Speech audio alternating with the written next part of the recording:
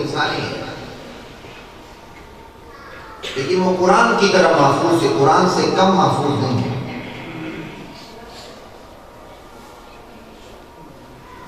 وہ ہے میرا اور آپ کا اعمال نامہ،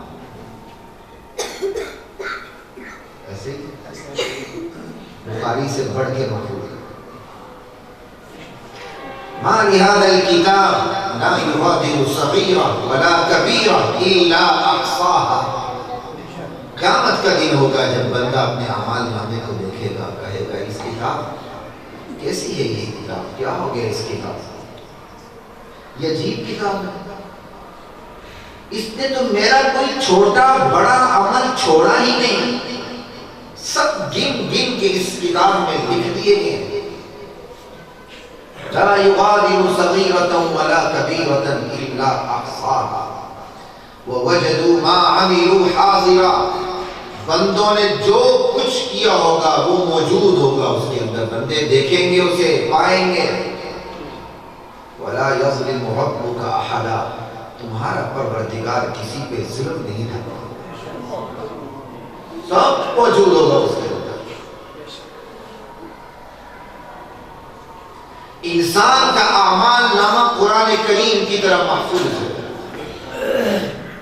صحیح بخاری سے بڑھ کے محفوظ ہے، صحیح مسلم سے بڑھ کے محفوظ ہے۔ کوئی چیز فَمَنْ يَعْمَلْ مِثْقَالَ ذَرَّةٍ خَيْرًا يَرَهُ وَمَنْ يَعْمَلْ مِثْقَالَ ذَرَّةٍ شَرًّا يَرَهُ۔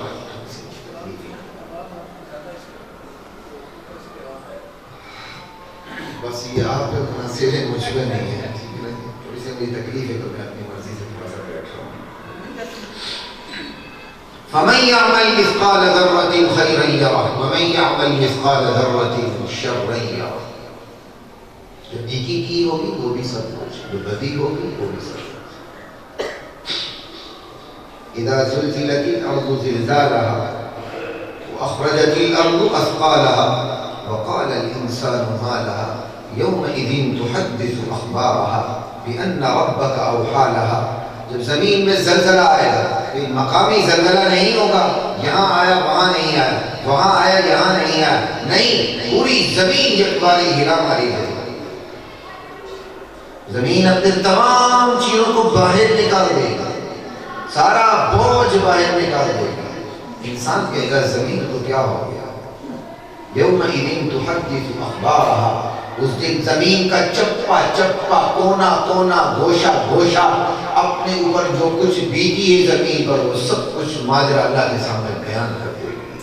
زمین کا چپا یہ بھی بیان کرے گا، چپا یہ بھی بیان کرے گا، میرے مولا میرے تیرے اس بندے نے میرے سامنے اپنا سر مجھ پہ جھکایا تھا، تجھے سجدہ کرتے ہوئے۔ زمین یہ بھی گواہی دے گی، میرے مولا اس نے یہاں زنا کی، بدکاری کی، بے حیائی کی تھی، ظلم ڈایا تھا، ڈکیتی کی تھی، کھیتوں پہ قبضہ کیا تھا، زمین پہ قبضہ کیا تھا، ہل چلاتے ہوئے تھوڑا بہت ٹیڑھا میڑھا کر کے آگے چلے گیا تھا، سب کچھ ہو گیا۔ یہ دیہاتیوں کی لڑائی ہوتی ہی نہیں چیزوں پر، 2 روپے کا کھیت نہیں ہوتا، اور جو جان جس کی قیمت ہی نہیں لگائی جا سکتی وہ چلی جاتی ہے۔ ابھی چند دن پہلے شیخ اپرا میں قتل ہوا کہ میں نے اخبار میں پڑھا، صرف 1 ایکڑ زمین کے پیچھے، اور وہ 1 ایکڑ زمین بھی 1988 کی بات ہے، اور اس کی قیمت اس دور کی 2 لاکھ لکھی تھی، اور میرے خیال میں یہ قیمت غلط لکھی ہوئی ہے۔ 88 میں 1 ایکڑ شیخ اپرا پتہ نہیں کہا، 2 لاکھ بہت زیادہ ہے، نہیں ہوتا، چلے 2 لاکھ میں سے اس پر 33 قتل ہو چکے، حال ہی میں چند دن پہلے 5 ایک ساتھ قتل ہوا۔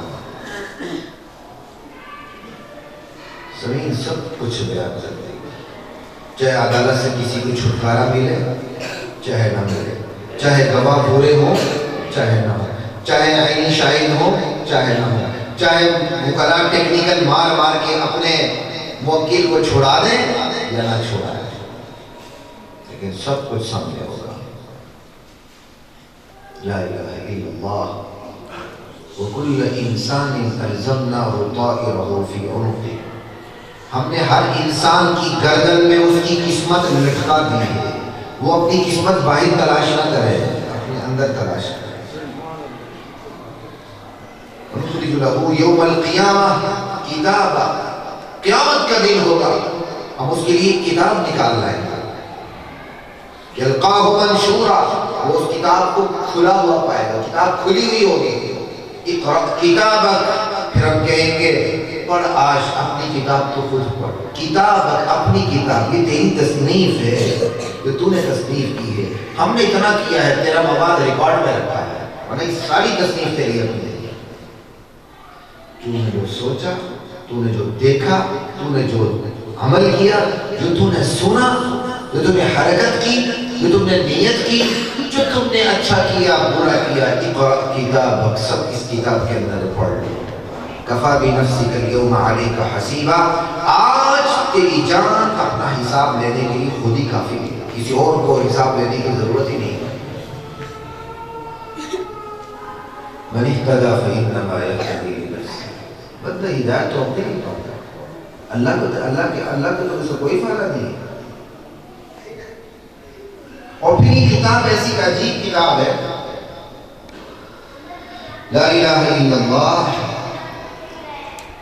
دنیا کے اندر جو دنیاوی تصانیف ہوتی ہے مرنے کے ساتھ ان کا چیپٹر کلوز ہو جاتا ہے، بندہ کتاب لکھتے لکھتے فوت ہو جاتا ہے، تو فوت ہونے کے ساتھ یہ کتاب بھی ختم ہو گئی، لیکن یہ ایسی کتابیں فوت ہونے کے ساتھ ختم نہیں ہوتی، انسان مرتا ہے پھر بھی اس کی تصنیف جاری رکھتا ہے،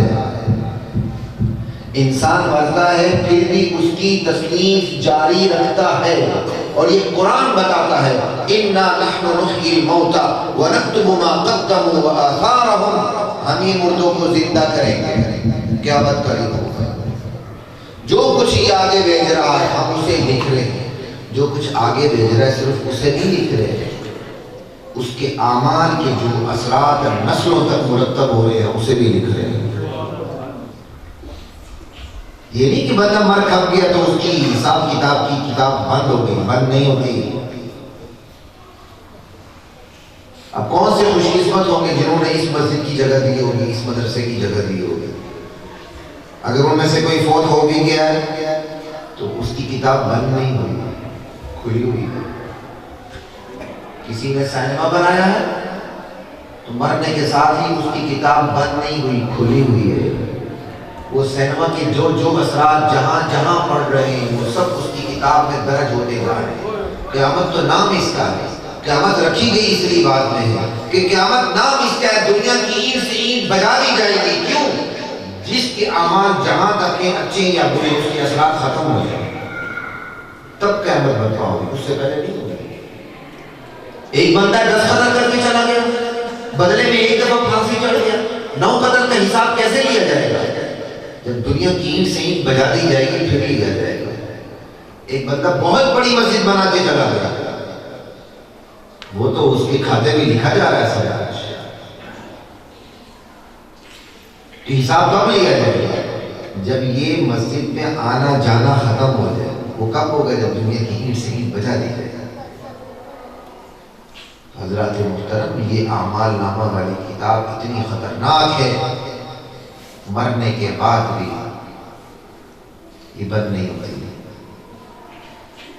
بروں کے لیے خطرناک ہے، اچھوں کے لیے اس سے بہتر کوئی چیز نہیں ہے کہ بندہ مر بھی جائے کتاب کھلی رہے۔ اللہ کرے میرے اور آپ کے کتابوں کا جو نیکی کے دروازہ کھلا رہے، بدی کا دروازہ زندگی میں ہی بند ہو جائے۔ یہ آسان کام نہیں ہے۔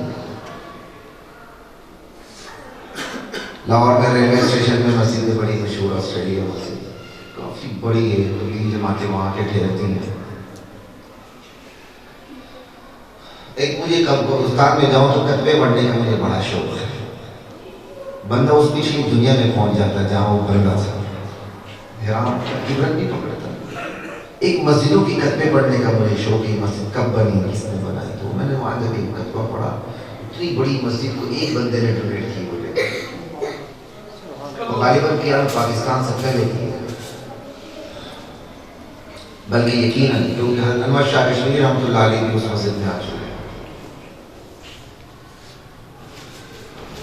وہ بندہ تو چلا گیا، صدی ہونے کو ہے، لیکن صدقہ جاریہ کھلا ہے۔ اس سے بڑی خوش قسمتی دنیا میں ہے۔ آج ہماری نوجوان نسل سوشل میڈیا پہ فیس بک پہ کیا کچھ چھوڑ رہی ہے. کتنے خود میرے ساتھ فیس بک پہ ایسے لوگ ہیں جو میں جانتا ہوں کل تک تھے آج وہ دنیا میں نہیں ہے، لیکن خدا نہ خاصہ انہوں نے اگر کوئی غلط ویڈیو شیئر کی ہے، غلط چیز شیئر کی ہے، وہ تو چلے گئے لیکن کتاب کھولی ہوئی ہے، کتاب کھولی ہوئی ہے. حضرات محترم میں مختصر کرتے ہوئے جاتا ہوں، بات یہی ہے آج کی اس نشست میں میرا آپ کے سامنے چند سوال اور اس کے جواب رکھنے ہیں، اور یہ ان سوال اور ان جوابات کے ذریعے ہم اپنی زندگی کا جائزہ لے سکتے ہیں، بس کہ ہم کہاں کھڑے ہیں.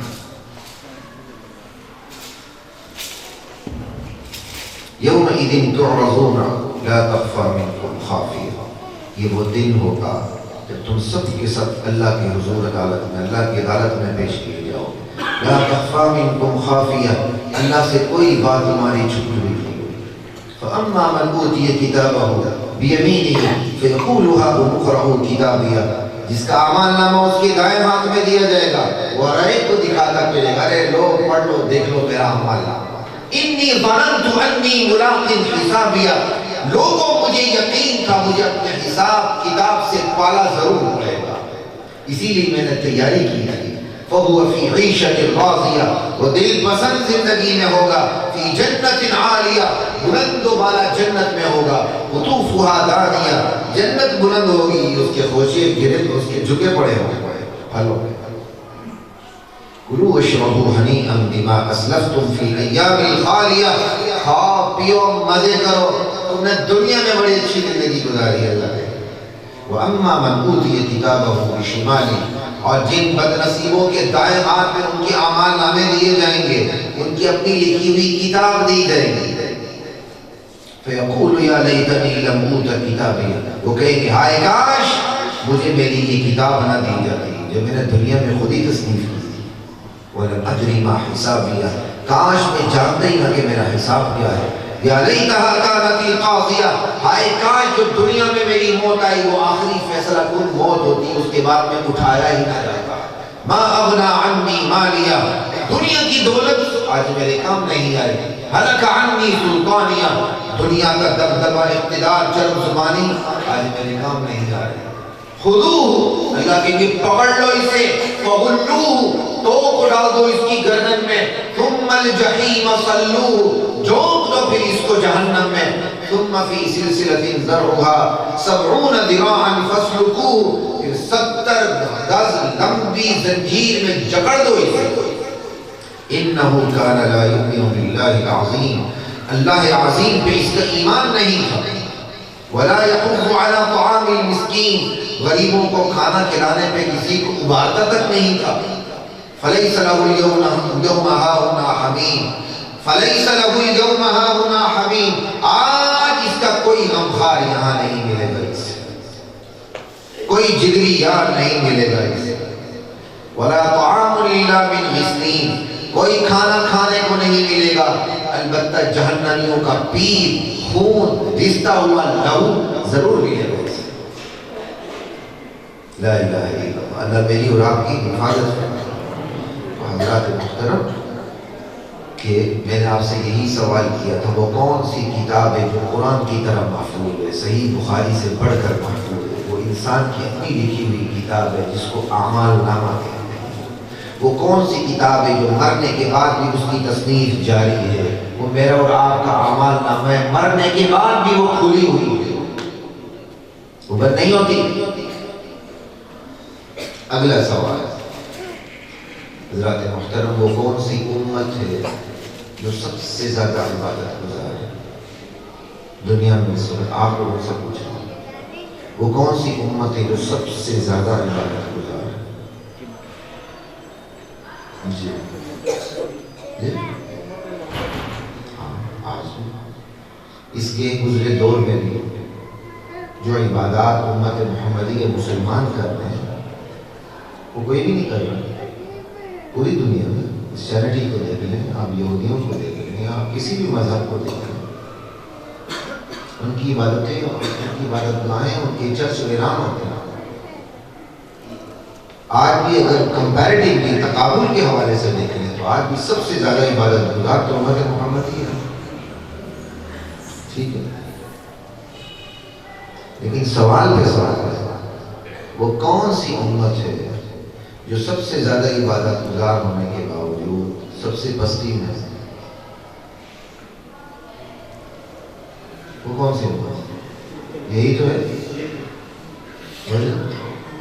دنیا میں سب سے زیادہ عبادت گزار لیکن سب سے زیادہ عبرتناک پستی کے اندر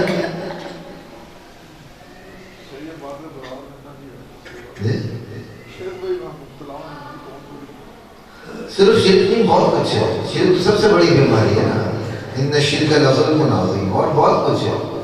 بڑے موحد ہوتے ہیں، معاملات میں ٹوکے ہوتے ہیں، چھوڑے بھی نہیں ہوتے، پورے ٹوکے ہوتے ہیں. بڑے موحد ہوتے ہیں. یہ کیا بات ہے؟ صرف ایک برائی پر لے کر باقی برائیوں کو نظر انداز نہ کریں. شرک سب سے بڑا ظلم ہے، لیکن باقی ظلم کو بھی بیان کریں. اللہ کے نبی سے بڑا توحیدی دنیا میں نہیں آیا، لیکن اللہ کے نبی نے پورا دین بیان کیا. ہم نے توحید کیا بنا لی؟ نہ جنت بیان کرنی، نہ جہنم بیان کرنی، نہ کوئی اور برائی بیان کرنی، نہ سود خوری بیان کرنی، نہ حرام خوری بیان کرنی. پکی پکائی آگے تقریر کر دی، گورے شاہ سے کچھ نہیں ہوتا، فلاں سے کچھ نہیں ہوتا، فلاں سے کچھ نہیں ہوتا. وآخر دعوانا، بس بھائی سب سارا بیان کرو ان لوگوں کو، سب بتاؤ انہیں.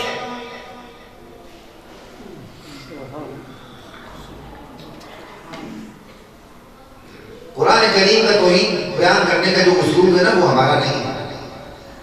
قرآن کریم نے میری توحید بیان ہی نہیں کی، جائے میں دعویٰ کرتا ہوں. قرآن کریم نے جنت اور جہنم کے درمیان توحید کو رکھے ہوئے، جائیں پورے قرآن کے اندر، گھومے قرآن کے اندر، سیر کریں قرآن کے. قرآن کریم توحید کو درمیان میں رکھ کے اس کے دائیں بائیں جنت جہنم کو رکھ کے چلا، تاکہ دل بھی موم ہو، پھر توحید کا سبق سنیں تو وہ اترے. ہم جنت کو بھی مائنس، جہنم کو بھی مائنس، توحید کی چند اقسام سنا کے چل جاتے ہیں. یہ قرآن کا بارہ اصول نہیں ہے. تو حضرات محترم، تو دوسرا سوال میرا یہ تھا کہ سب سے زیادہ عبادت گزار ہونے کے باوجود سب سے زیادہ پستی میں کون سی ہمت ہے؟ یہی ہے. اب تیسرا سوال یہ ہے، کیوں عبادت گزار سب سے زیادہ پستی میں بھی؟ وجہ، اس کی وجہ کیا ہے؟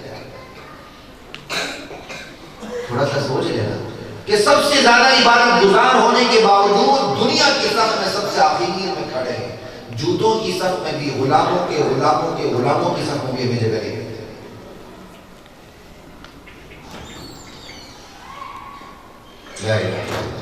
حضرات محترم، یاد رکھیے،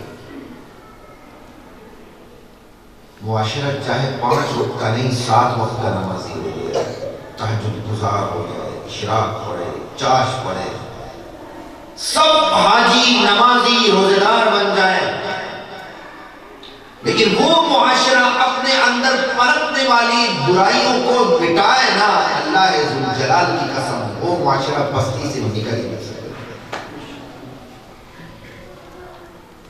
100% آپ توحیدی بنے، 100% آپ نمازی بنے، 100% آپ حاجی نمازی روزے دار بن جائیں، لیکن برائیوں کو آپ ہاتھ نہ لگائیں، انہیں مٹانے کی کوشش نہ کریں. اللہ ذوالجلال کی قسم وہ امت، وہ معاشرہ، وہ طبقہ، وہ علاقہ، وہ صوبہ، وہ مملکت کبھی بھی زوال کی کھائیوں سے نکل کے باہر آئے نہیں. اللہ کو میرے اور آپ کے روزوں کی کوئی پرواہ نہیں، اللہ کو میرے اور آپ کی نمازیں کی کوئی ضرورت نہیں. اللہ تو یہ دیکھنا چاہتا ہے میرا بندہ میری نافرمانی ہوتے ہوئے کڑتا ہے کہ نہیں، اس کڑن کے بعد اس کو مٹانے کے لیے کھڑا ہوتا ہے کہ نہیں. اللہ تعالیٰ نے میدان لگایا ہوا ہے. ابلیس اور آدم کا معاہدہ لگا ہوا ہے. یہ دعوت ہے امر بالمعروف اور نہی عن المنکر. جب تک یہ دونوں فریضے زندہ نہیں ہوتے تبدیلی نہیں آتی. صرف امر بالمعروف بھی نہیں، صرف نہی عن المنکر بھی نہیں، امر بالمعروف بھی اور نہیں عن المنکر بھی۔ اللہ کے ہاں یہ حکمت نہیں چلتی امر بالمعروف اس زور سے کرو نہیں عن المنکر کی ضرورت ہی نہ رہے۔ یہ انسان کا جھوٹا فلسفہ ہے۔ اللہ کا سچا دین یہ کہتا ہے انبیاء نے امر بالمعروف بھی کیا اور نہیں عن المنکر بھی، بلکہ نہیں پہلے کیا امر بعد میں کیا۔ لا الہ الا اللہ نفی پہلے ہے، الا اللہ بعد میں۔ انبیاء سے بڑھ کر حکمت کون جانتا ہے؟ نبی نے آخر یہ کام کیوں نہیں کیا؟ صرف امر بالمعروف ہی زور سے کرتے کہ نبی کو نہیں عن المنکر کی ضرورت ہی پیش نہ آئی۔ یہ چکی کے دو پارٹ ہیں، دونوں ضروری ہیں، امر بالمعروف نہیں عن المنکر۔ اچھائی کی بات کرنی ہے، حکم دینا ہے، اور برائی سے روکنا بھی ہے۔ وہی تین درجے ہیں، ہاتھ سے روک سکتے ہیں، قوت سے روک سکتے ہیں، اس سے روکیں، زبان سے روک سکتے ہیں، اس سے روکیں۔ دل میں برا جاننا ہے، دل میں برا جاننے کا مطلب نہیں تھو تھو کر کے اسی مجلس میں بیٹھے ہیں۔ دل میں برا جاننے کا مطلب یہ ہے اللہ مجھے اور آپ کو قوت دے دے گی، تمنا رکھیں، اللہ مجھے ہاتھ کی قوت دے دے کہ میں اس کو ہاتھ سے ختم کر دوں اس برائی کو۔ حضرات محترم، معاشرہ 100% عبادت گزار بن جائے، لیکن وہ عبادت گزار معاشرہ اٹھنے والی برائیوں کو مٹائے نا، وہ بستی سے نہیں نکلتا۔ آپ بڑی اچھی فصل لگاتے ہیں، لیکن اس فصل کے اندر جو جڑی بوٹیاں اٹھتی ہیں ان کا تلا کما نہیں کرتے ہیں، تو وہ بوٹیاں کیا کرتی ہیں؟ فصل کا بیڑا غرق کرتے ہیں۔ 100% عبادت گزار بن جائیں، لیکن معاشرے میں اٹھنے والی برائیوں کا خاتمہ آپ نہ کریں تو پستی سے نہیں نکل سکتے۔ نبی کریم صلی اللہ علیہ وسلم کی حدیث ہے کہ اللہ تعالیٰ نے جبریل امین کو کہا جبریل جاؤ فلاں بستی کو الٹا دو۔ کہ یا اللہ اس بستی میں تیرا ایک نیک عبادت گزار بندہ بھی ہے جس نے پلک جھپک کا جو لمحہ ہوتا ہے اس لمحے میں بھی اس نے کبھی تیری نافرمانی نہیں کیا۔ اللہ نے بے نیاز ہو کے کہا جاؤ اس پر بھی اس بستی کو الٹا دو۔ سنیے غور سے، جبریل کہتے ہیں یا اللہ اس بستی میں تیرا ایک بندہ ہے جس نے کبھی تیری نافرمانی کی ہی نہیں ہے، کہاں اس بستی کو اس پر بھی الٹا دو جا۔ کیوں؟ کہا اس بستی میں میری نافرمانی ہوتی نہیں، لیکن میں نے اس بندے کے ماتھے پہ کبھی شکن تک نہیں رکھی، برائیاں سر اٹھاتی نہیں، لیکن میں نے اس بندے کے ماتھے پہ کبھی شکن تک نہیں آئی۔ وہ بستی اس پر بھی جا کے ہو جائے، اپنے آسان سمجھا۔ اس معاشرے میں اگر برائیاں پنپ رہی ہیں اور یقیناً رہی ہیں تو اس میں سب سے بڑی ذمہ دار عبادت گزاروں کی خاموش اکثریت ہے۔ باپ نماز پڑھنے آتا ہے، چپکے سے ایسے نکلتا ہے، کھڑا بھی نہ ہو، کہیں بیوی اٹھ نہ جائے، کہیں بچی اٹھ نہ جائے، وہ چوروں کی طرح تسبیحات بھی لیکن تبدیلی آئی گی، وہ چوروں کی طرح باہر نکلتا ہے۔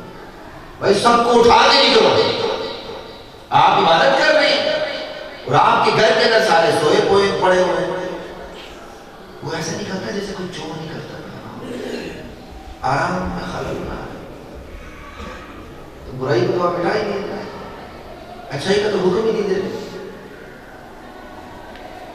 7 8 10 بیٹے بیٹی ہوتی ہیں، بیوی ہوتی ہے، سربراہ خاندان کے سربراہ کو دیکھو، اپنی ذات میں بڑا نیک ہوتا ہے، تہجد گزار ہوتا ہے، اور اس کے بچوں میں دیکھو تو اس کی ایک جھلک بھی سیرت کی اس کے بچوں میں نہیں ہے۔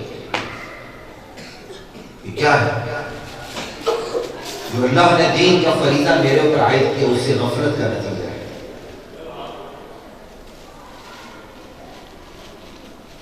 یہ اپنا جائزہ لینا کہ عبادت گزار صحیح میں ہے تو اسی وجہ سے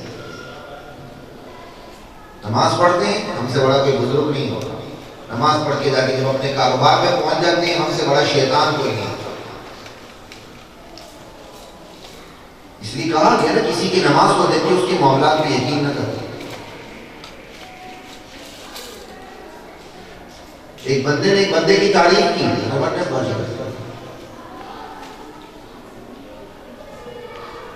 بندے کا تو معاملات میں پتہ چلتا ہے. ایک مولوی صاحب میرے ساتھ بھی ایک دفعہ دھوکہ ہوا, ایک مرتبہ دھوکہ ہوا, تو میں نے ایک مولوی صاحب کو بات بتائی. مولوی صاحب بڑے ہنسے, کہنے لگے کہ میں نے بھی ایک بندے سے دھوکہ کھایا. کہتا میں اس بندے کے متعلق آپ کو بتاؤں تو آپ حیران ہو جاؤ گے. کیا ہوا حضرت؟ کہنے لگے وہ میری مسجد میں بیٹھ کے ہاتھ دعا کے ہاتھ اٹھاتے ہوئے زار و قطار رویا کرتا تھا, زار و قطار رویا کرتا تھا. میں نے کہا اس سے تو بڑا فرشتہ دنیا میں پیدا ہی نہیں ہوا. کہ میں نے اس کے ساتھ معاملات کیے, مجھے ٹوکا لگا کے چلا گیا.